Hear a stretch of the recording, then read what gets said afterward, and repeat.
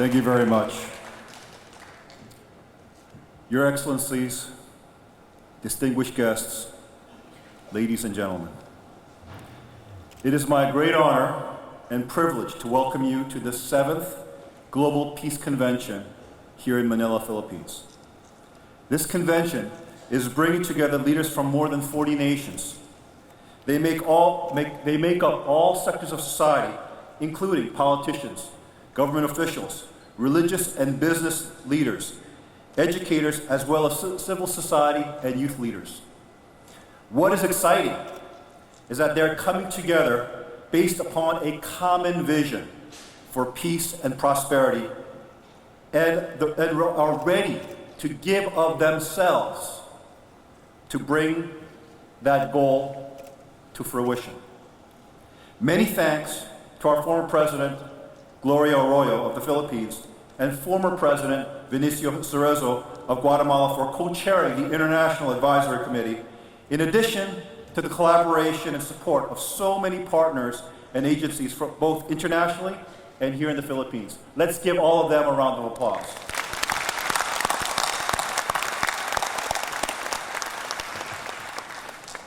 I would like to thank my good friend, Edwin Follner, founder of the prestigious Heritage Foundation in Washington, D.C., for championing the cause of liberty and the vibrant U.S.-Asian alliance.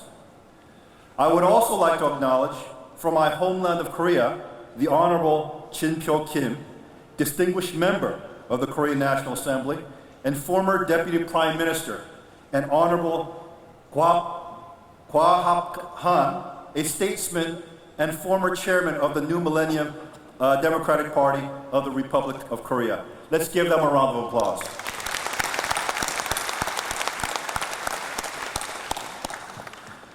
I would also like to recognize the members of GPF's Global Leadership Council from around the world listed in the program. And special thanks to our many convention sponsors and partners here, including the Philippine Department of Education, the Commission on Higher Education, the Tourism and Promotions Board, the Chamber of Commerce of the Philippine Islands, SM Cares, and all the media partners, along with many global partners, including IBM, One Korea Foundation, United Nations SCAP, and many others listed in your convention. Please give them again a round of applause.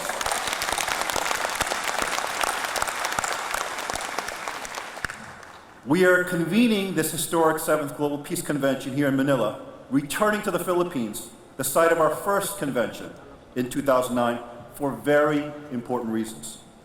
As I mentioned more than a decade ago, the Asian continent and the Pacific Island nations are increasingly becoming the center of global influence, economic opportunity, and dynamism. Clearly, the global center is shifting from the Atlantic sphere as we are entering what can be called the Pan-Pacific Rim era. As a rising Southeast Asian nation with unique geographic, cultural, and historic connections, the Philippines is ideally positioned to play an important role for peace in this region at this moment in time. Throughout the Global Peace Convention, a recurring theme that I emphasized was the importance of the Southern Hemisphere in determining the future of the century. I noted the potential of guiding their emerging political and economic systems to reflect the best models that the developed world has already produced without making the same mistakes that plague those very nations today. In other words, due to their latter development, they have the unique opportunity to gain from the best solutions and mitigate the failed approaches to guide their national and geographical development. The Southeast Asian bloc shows the greatest promise in this regard. It is strategically situated in the most active global maritime trade zone, replete with abundant natural resources, a huge growing population of industrious people, moderate governments, as well as a relatively inclusive social and religious environment. Thus, this bloc has a potential of being a rapidly growing region with greater global, political, social, and religious consequences. What transpires here will affect Southeast Asia, the Pan-Pacific Rim, Asia proper, and the rest of the world. That is why we have come here to the Philippines again, my second home in Asia, at a time it is playing a greater role in determining the future of this region, as it chairs the 50th ASEAN convening this year.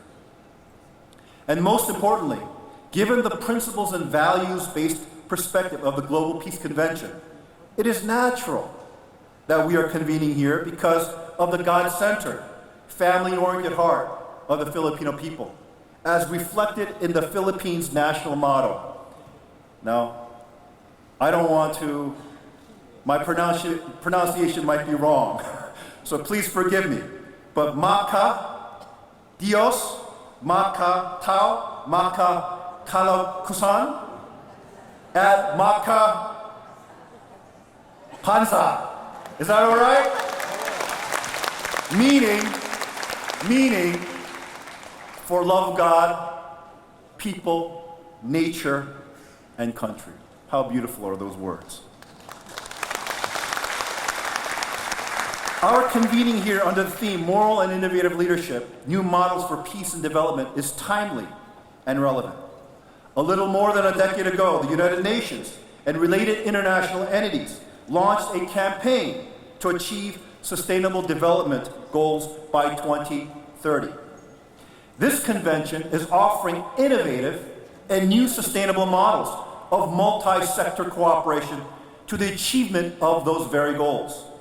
At the same time, there are even more fundamental issues that must be addressed, especially as we aspire to achieve not only laudable development aims, but also genuine peace based on liberty, individual rights, and just governance.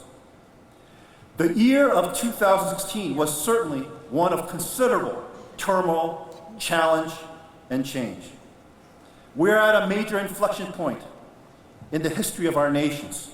We have reached a crossroad amidst changes of leadership from Asia to the Americas and around the world.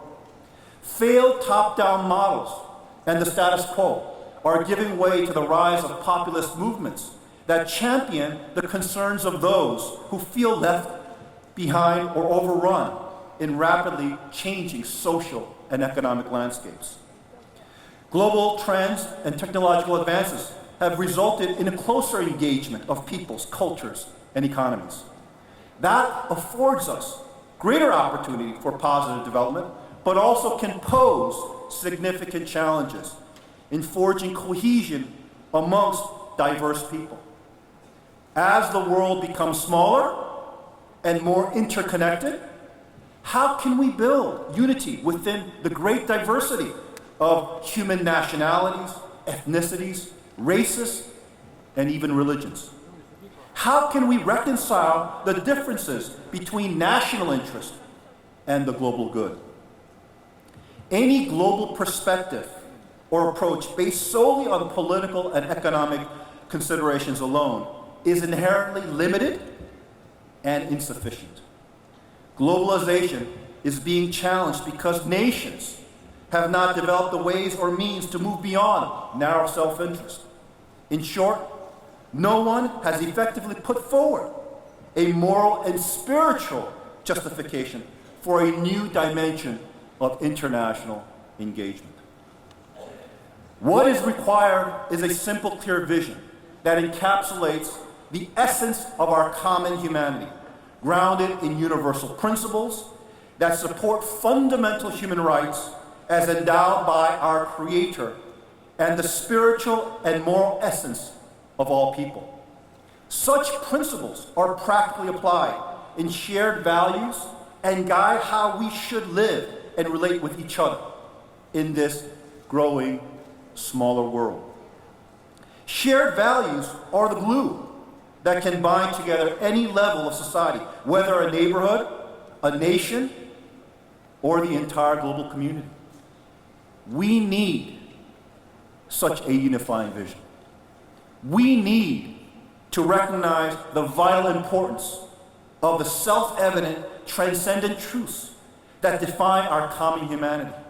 And we need to build consensus around shared values to undergird the creation of vibrant, prosperous, ethical societies. It is precisely for this reason that I founded the Global Peace Foundation, to promote a vision expressing our common humanity, uplifting universal principles and shared values. It is from this broad-based platform that we need to work to concretely demonstrate the effectiveness of this value-based approach in addressing critical issues of peace and opportunity in communities and nations around the world. That vision statement is simple and clear. That all people, regardless of nationality, race, ethnicity, or religion, belong to one family under God. The universal principles that undergird our liberty and define our common humanity may be named differently in various cultures, but nonetheless express transcendent truths. In my native home of Korea, they are expressed in the millennia-old ethic known as Hongik-ingan. In India, it is expressed in the ancient Hindu ideal of Vasudhaiva Kutumbakam. In Africa, it is known as Ubuntu, and in the United States, it is expressed as self-evident truths, as transcribed in the American Declaration of Independence. In an ever-shrinking world fraught with complexities of globalization, we urgently need an expression of universal shared values. Some have called that expression a global ethic. I am happy to report that at this convention, significant efforts are being made to build on and carry forward the decades-long effort to establish a consensus on this global ethic. I want to particularly recognize the work of Dr. Leonard Swidler, a distinguished scholar and one of the noted pioneers of this effort, who will be headlining our convention's interfaith peace-building track. Let's give him a round of applause.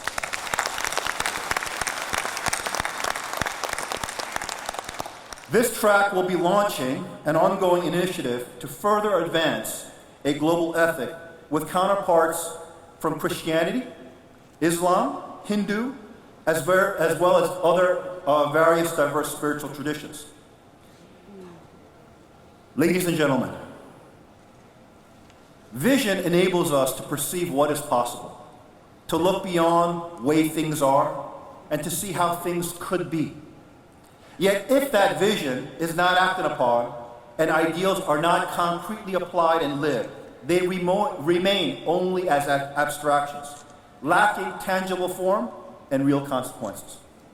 Thus, transformative leaders are those who embrace and internalize noble ideals and set out to create the proper precedents of how they should be manifested.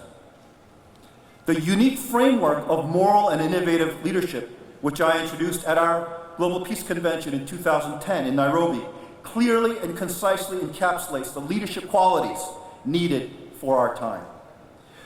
Though innovative technologies offer enormous potential to solve many of humanity's most difficult problems, they cannot solve the roots of conflict and corruption.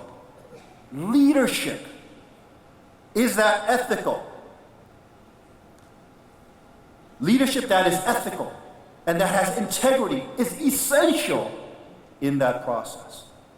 A moral leader is guided by a common vision that reflects the most fundamental human aspirations, conforms to universal principles that govern human life, and that is committed to advance the greater good before self-interest.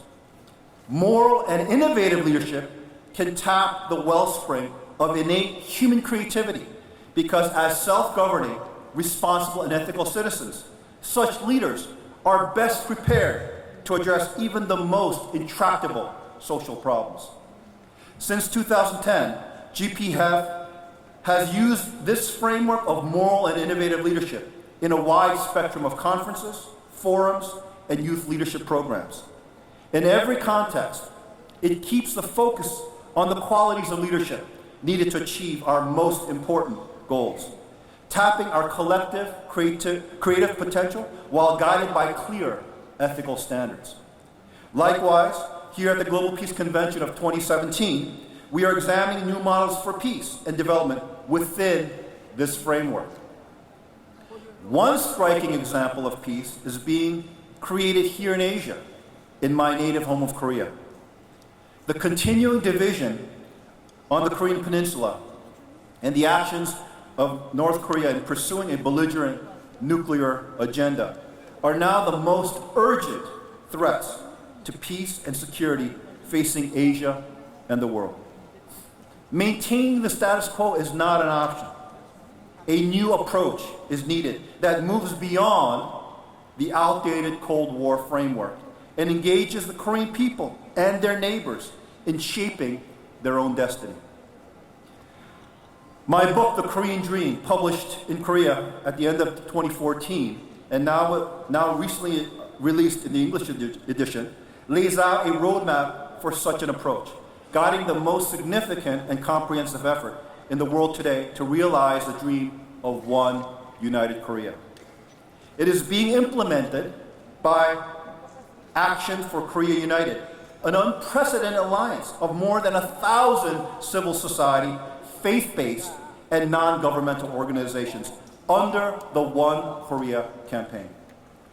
The Global Peace Foundation is a leading partner in the AKU alliance based in South Korea and is spreading that foundation to Korean diaspora communities around the world. This ongoing campaign is for One Korea, has made remarkable progress and impact. We will hear much about the approaches applied and lessons learned in Korea throughout this convention. Here, let me briefly highlight the key elements of the Korean Dream Roadmap that are also highly relevant in other nations and contexts around the world. First, shared vision based on universal principles is the essential starting point. The Korean Dream points to the historical ethic familiar to all Koreans, both North and South, called Hongik Ingan. It is intrinsically linked to the Korean identity and calls for the Korean people to fulfill a destiny of living for the benefit of all humanity. Like all nations that suffered the yoke of colonialism, post-war Korea sought to define its own unique nationalist agenda, but was unfortunately sucked up into the geopolitics of the Cold War era. This book reminds Koreans that the current divide was a foreign construct outside of the aspirations of the Korean people, who wanted to create a new model nation with the fall of the Japanese Empire at the end of World War II. Secondly, the familial institution is central to the strength of a nation. Traditional Korean culture has profound ethos based on the extended family. Those family traditions nurture essential values and provide order, stability, and continuity in human relations. Such traditions are vital to the well-being of all and the health of society at large. Korea today is a highly developed nation with world-class infrastructures and high levels of material prosperity. Tragically, overemphasis on adopting Western norms and external development has led to family breakdown and erosion of the extended family model. As a direct result, Korea has now one of the lowest marriage rates and birth rates, high rates of elderly suicide, and other serious social problems. Safeguarding the institution of family is vital to the health of a nation. Thirdly, a welcoming spiritual environment is essential to building a stable secular nation. I particularly mention the unique spiritual consciousness of the Korean people that enabled them to invite and adopt all the major religious traditions from around the world, as well as from within. This is remarkable in that they are a predominantly homogeneous people. This consciousness evolved through Korea's 5,000-year history, to realize its founding ideals of creating a model nation that would serve all humanity. This lofty ideal made the Korean people look to religion and faith as important resources for gleaning fundamental truths that could guide the destiny of their nation. Thus, religion was not separate from governance, but instead informed it. This is especially relevant today in modern Western-style democracies that are mistakenly trying to redefine the purpose of the separation of church and state. Of course, the original purpose was to assure that there was no one state-sponsored religion. But today, it is interpreted as the exclusion of faith from the public square. Because human beings are essentially spiritual and naturally seek higher meaning and truths, it is essential that religious and faith activists are included in the larger body politic of a stable, ethical nation. Lastly, a bottom-up approach to building national identity was essential to South Korea's rise from abject poverty after the Korean War. A key element was the New Village movement, which tapped into the self-reliant spirit and community resilience of the Korean people. Encouraging self-reliance, promoting high standards of education, and engaging citizens as owners in that vision for the nation are all aspects of strengthening the country's human capital. Citizens working together in common cause can be a powerful force for positive change. In that same light, the dream of one united Korea is for all Koreans. And working together toward that end is not only the work of government officials or policy experts, but all Koreans. Thus, the Action for Korea United focuses on grassroots citizen initiatives and education to engage all levels of Korean society in the cause of Korean unification. People power can be tapped in any nation to promote the greater good, including the use of information technology and social media to ignite and spark freedom in repressive societies like North Korea. Civil society organizations can serve as important catalysts for change. AKU is making a huge impact because it is a broad-based alliance of organizations that touch every level of South Korean society, as well as outreaching to North Korea and the diaspora communities. Likewise, around the world today, civil society groups, many of which are motivated by faith and wisdom traditions, are making significant impact on a wide range of issues. Utilizing these key elements, the movement for One Korea is making tremendous headway on the biggest peace and security challenge facing humanity today. Imagine how significant it will be when this movement resolves this tragic division and conflict on the Korean Peninsula that still endures after more than 70 years. With this momentum for Korea now led by the Korean people, it is time to add the global support of people and nations from around the world. And here at the Global Peace Convention of 2017 in Manila, AKU and its partners are substantially launching the 1K Global Campaign through the scholarly meetings here, as well as the 1K Global Concert at the Mall of Asia Arena on March 2nd, and all of you are invited.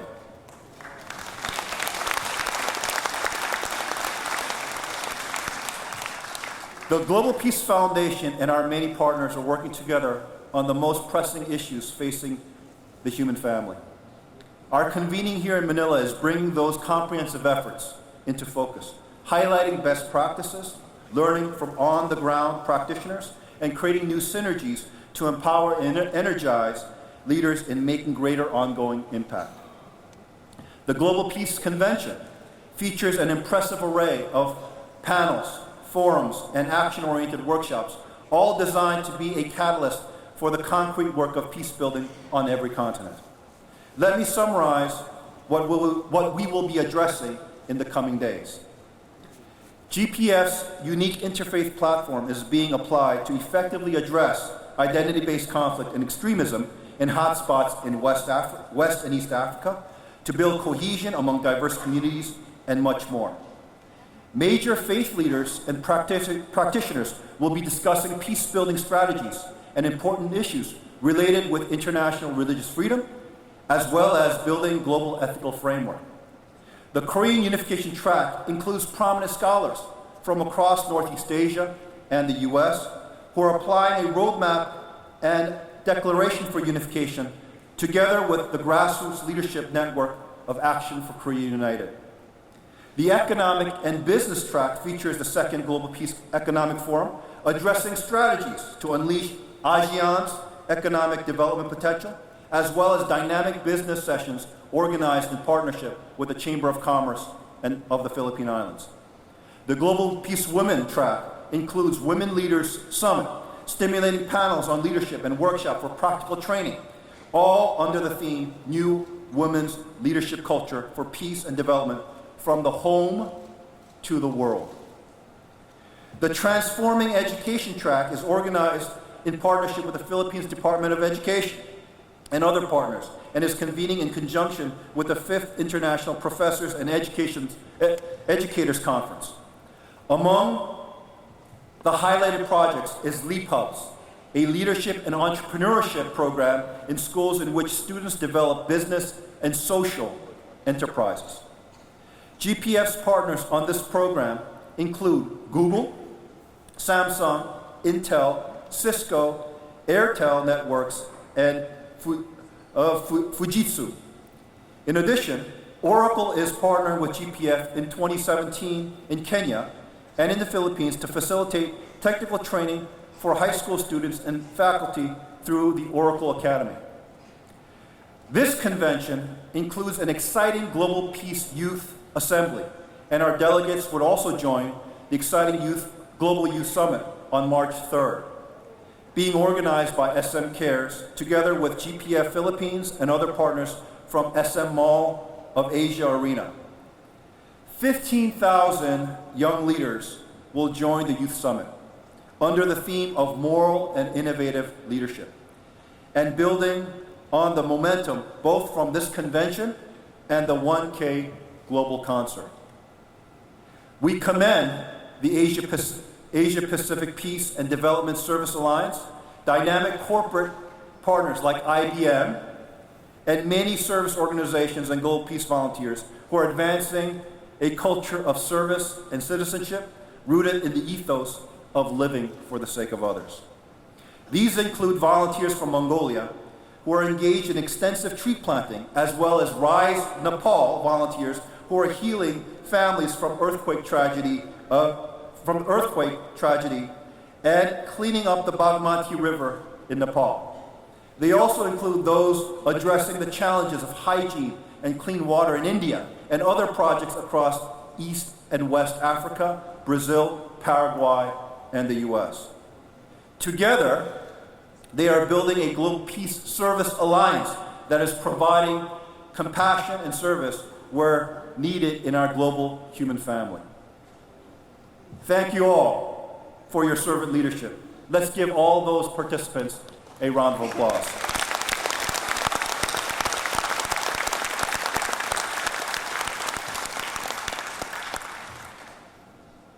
In conclusion, ladies and gentlemen, thank you for joining us here in Manila to contribute your talents and resources and time for this noble cause, to build a world in which we substantially live as one family under God. I congratulate the Philippine people for their progress and growing leadership role in the region and the world. I am proud of the foundation built with our partners through many global peace festivals and prior leadership convenings here, as well as character education, youth service initiatives, and community development programs that are setting high standards in implementation and impact, not only here in the Philippines, but around the world. Your laudable efforts, one act of leadership and service at a time, are ushering in the most transformative work in education and in your enterprises and homes, the true incubators of love and character. This 7th Global Peace Convention reflects the most promising models of peace and development, forging a greater force for good that can transform the thunderclouds of warring tensions around us to a new era, uplifting our common humanity. Let us unleash this renaissance of character, service, enterprise, scholarship, and peace for the good of the world. May God bless you and your families and nations in this noble task. Salamat po. Thank you very much.